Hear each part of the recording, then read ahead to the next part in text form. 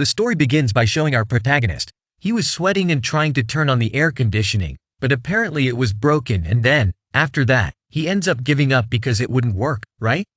And for him, he thought he would be someone successful. He had an extraordinary brain. He was very talented and worked very hard, but he said he was born in an ordinary family. He went to a military institute only for boys and then to the engineering university. He even got a job at a large company in his first attempt, but 5 years later, at that moment, he ended up losing his parents, and that left him in a depression for 4 years. After that, he lived like an addict, and even so, he got a job at a small game development company, and at that point he was introduced. He begins to think that smelling cigarettes there seems as if someone who lives under his house was smoking. New, and he said, why don't we check it, right? First he wanted to check outside, and when he opens the door he sees something very strange. Very strange. Right in front of him there was something blue like a portal, and he even wonders if it was a dimensional portal.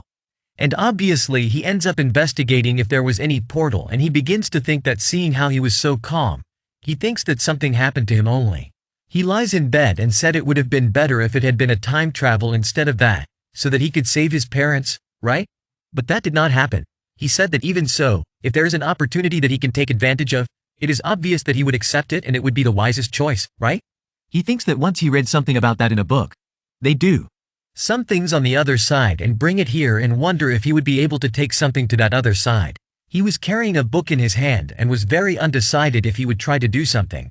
He said that something was blocking the passage of the book, so he thought that the materials were not allowed to pass there, and then he begins to think that what happens if he cannot came back after he passed that portal. He says that it does not matter, right? There is not much to lose here. Then he raises his hand to the portal's front and said he had to try it, right? He closes his eyes and went through. When he opens his eyes he is in a place with medieval buildings, and at least his clothes were able to go through the portal. He comments that the place, it was really strange. He was saying that he did not know anything about it, and he wonders who knows.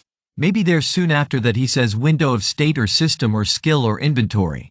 He begins to say several names, but apparently nothing appears in front of him, and he wonders if he was there without any skill. He was not believing it, right? He ends up looking out the window and saw that the place was really beautiful. He said it was not bad until he looked at the table and saw a piece of paper. It was a kind of golden paper and it was shining, and when he touched it and read it, it was like a dimension contract. He passed through that portal whenever he pass. You could also open the dimensional portal in a new place, but there is a problem, and you can only do this 2 times on each side for a total of 4 times, and then the protagonist reads the pocket or subspace like the backpack that you could carry objects and was on the table, and wonders what it really was. That space bag was an object that connects the dimensions, but, of course, there is a weight limit and also a space. Place your free hand on the object you want and then place your right hand in the empty space. There were no restrictions on what you do, but the only thing you can recover is gold, and then the protagonist was saying that he finally finishes it off, saying 100 million. He even freezes when he sees this. He said that for the initial money he receives 1,000 gold, which is equivalent to 100 million, and the protagonist said that the gold was equivalent to 100 million. With 100 million today it is difficult to buy a house in Seoul, but if I could melt that gold it would be worth it. It really was worth it.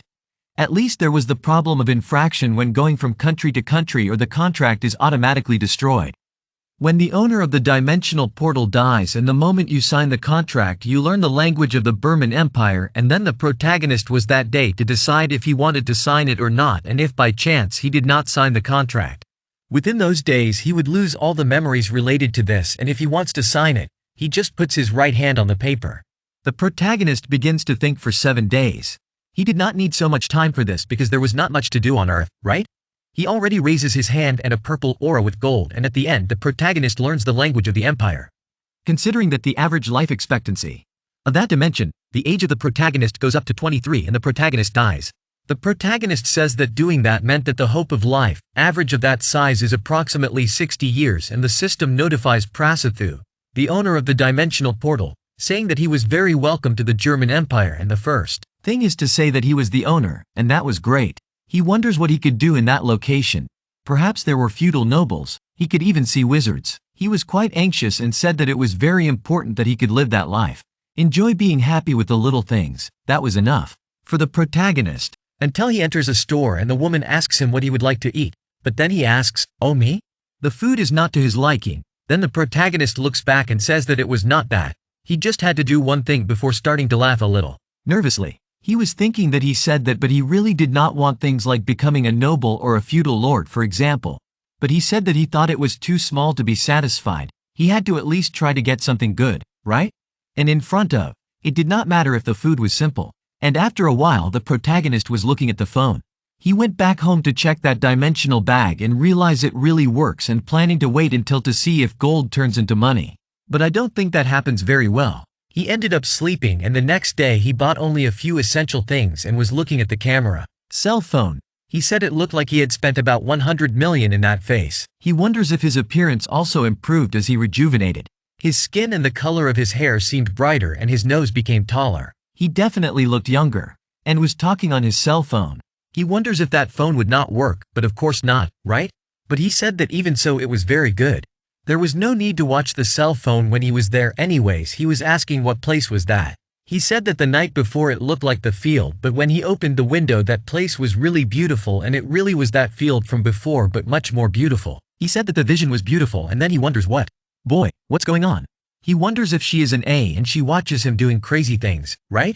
It had to be, but he gets nervous because they had made visual contact and he wonders if he should greet her. He was really nervous until someone asks who you are and says that his name was Soiso, and the woman does not understand much. Says Joyce, then no, Joyce is not the woman. He says that the house was empty for a long time and wonders if he has just moved.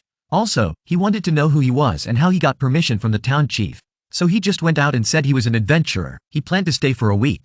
What would happen if by chance he decided to stay longer? He would give permission to the chief, and the woman was a little suspicious. He said that since he was there, he was supposed to have a meal right there since there was food, but the protagonist says no, there is no need, but in the end it ends even so. He begins to think that somehow he ended up there to eat, but he said it didn't matter, it was simple. It smelled really good. He said this was the best way to have a better meal than eating and drinking beer even more alone in his house, and said that since he was there, it is appropriate to eat food from that place. The protagonist ends up asking her name and asked if she lived alone there. She says that his husband went to a bar and that his kid lived in the city right next to. She asked where he was from. He says that he came from Seoul in Korea.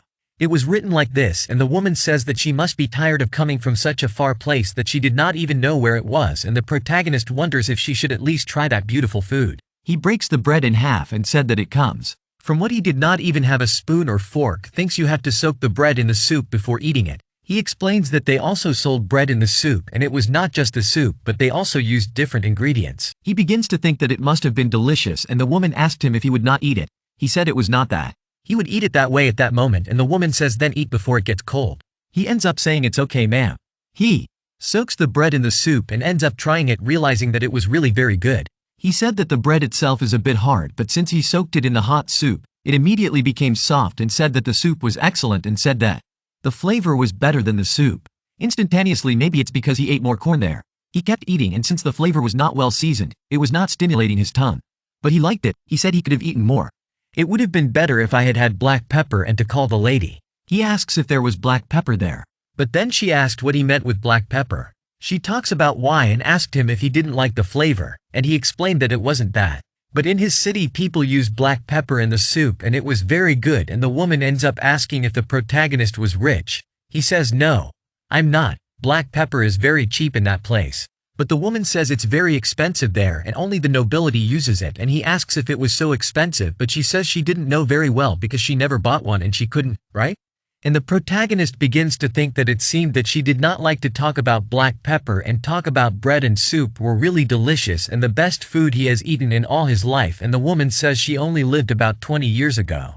The man says that in fact, the flavor, smell and characteristics of that bread were really good since the soup has a strong corn flavor. It tastes great, but the woman said that he was talking a lot and it was just to eat, and she turns around and begins to laugh, and the protagonist said that it seemed that she was pleased to hear that, but also said that it is not as if he had lied. It would be fine, and since they were farmers he was sure that it was easy to get the ingredients, and he calls the lady again. He asks if she could say the recipe for that food, but she only says the recipe and anything she can get, and she ends up looking at the protagonist and immediately gets up then and tells him to continue.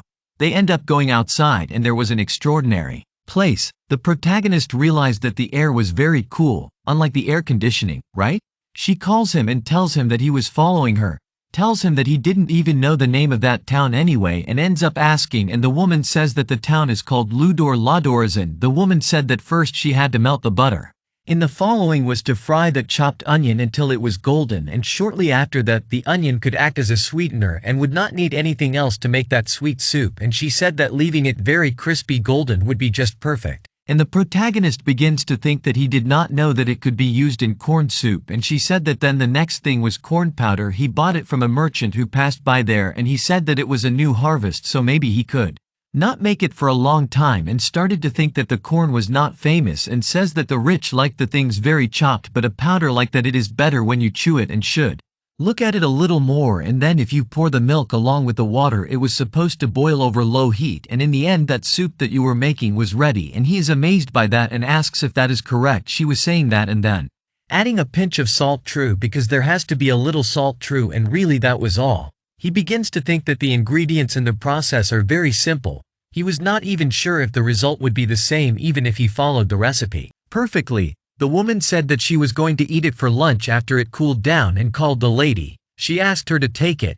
She said that she was giving it to show her gratitude for inviting him, and she asks what it is and asks him to open it, and looks in the mirror but begins to look angry and does not know if he likes it. He says that he had never seen such a clear mirror and begins to think that it must be very expensive. He ends up closing it and thanks him, but they have to return, and the protagonist realizes that she is so mature, abrupt and angry. She continues to push the protagonist, and the protagonist asks him if he perhaps knows where the library is. She says that these public facilities are in the central square, so they had to go there at the end, and the question was if he lacked sincerity, but first he wanted to go to the library, but while someone was walking he was watching him. He was crazy, apparently an elf, but soon she leaves the window and the protagonist wonders if she was a girl next door. She seemed quite shy, and after a while she arrives at a place, and she was thinking that there were around 20 cabins that looked like a residence until she finds the library. After entering, she asks permission, true, and someone just said it when he was a man. He ends up welcoming the protagonist, and the protagonist thanks him for his hospitality and tells him good morning, and realizes that this guy was around 30 years old and was very different from the common librarian. He was also eating something that the protagonist did not know. The guy said that he thought that he had never met the protagonist, and the protagonist says that he was an adventurer who only wanted to stay in the town for a while. He presents himself as Isui. He was new in the town and begins to think that anyway, although this is called a library, it seems worse than the shelves in your room of a single room with only about 50 books, and you wonder if those books are rare there. But the guy couldn't stop eating, and the protagonist thinks that then that would explain why a healthy man was guarding that place in case he was bombed and defended that place. The guy asked him if there was anything the protagonist was looking for in particular, and the protagonist said yes. He said that maybe he has a map of the German Empire, and the guy asks for a minute and begins to clean it with his hands and ends up giving it to the protagonist, and the protagonist asks if that was all. The protagonist says that not only residents of that town can borrow books from the library and had to read there. He could not go out with a book. He ends up sitting down to read the book, and the guy seemed very nervous, so he begins to think that he was very worried and had to read it carefully so as not to break that paper. In addition, if he broke it, he could be the one who would be destroyed, and the guy would easily get the protagonist out. He takes a good look at that map, and the guy stops near him. In Korea, he starts to think and says that there was nothing similar. The guy says that in Irma it is illegal to place cities or towns on the map, but he knew where the city was and ended up pointing to the sheet. The black guy asks if it is for a war, and he says yes and asks how he knew. The guy explains that that is why the detailed map can only be read by royalty or the army, and the protagonist is already starting to think about the war. He hoped that there would be no war immediately. He did not want that obviously, and he would also prefer to die than to experience the army in that world. He said that it could not happen at all, and the protagonist ends up asking him if the war in that place was common. But he says no. Currently a wizard is protecting the empire, so he does not think anyone will have the courage to attack, and the protagonist says he doesn't need to be involved. He re-enrolls in the army and thanks the magic, and he asks his name. His name is Reigns, if he was in charge of all the things that required strength in that town. It is quite obvious, right? And he said that the protagonist was close to his age, so they could be friends. He said that there were not many young people in Raudoren, and the protagonist says that he is fine. He introduces himself and says that he is 23 years old, although the protagonist knew that his age was different. The guy says, "Wow, you look much younger than that," and asks if he had not drunk some kind of potion that made him look younger, and Para says no. The guy says he was 17 years old. The protagonist is obviously confused. He does not understand what it means. The guy says that everything was fine. He thought it was normal since Calcianos, that they seemed more mature than the Asians, but he said that this giant guy like a mountain was only a kid. He asked what that food was and he was like, "Oh that? It is like an egg with raspberry." He said that he had to cook the flat bread and let it rest for a few days and then place those fruits on top. He said that instead of that fruit he could put some others. It did not have to be that specific. And he asks if the protagonist wanted to try a bite. The protagonist thanks him, takes one and realizes that it is something like hard-bred raspberries. It was very strange, but he wanted to try it, right? He said it didn't seem that tasty, but then he ends up biting it and said it was really good. And he ends up asking Rains where the nearest port city is from there. He says that it was 3 days away. And the protagonist asks if then where is the largest city. He said it was the largest city in Germany. He thought it was there. He also ended up pointing it out on the map. He said he had never been there, so he does not know the exact location, but he only knows because he asked some customers who visited the town frequently. And the protagonist began to think that that place could be the capital.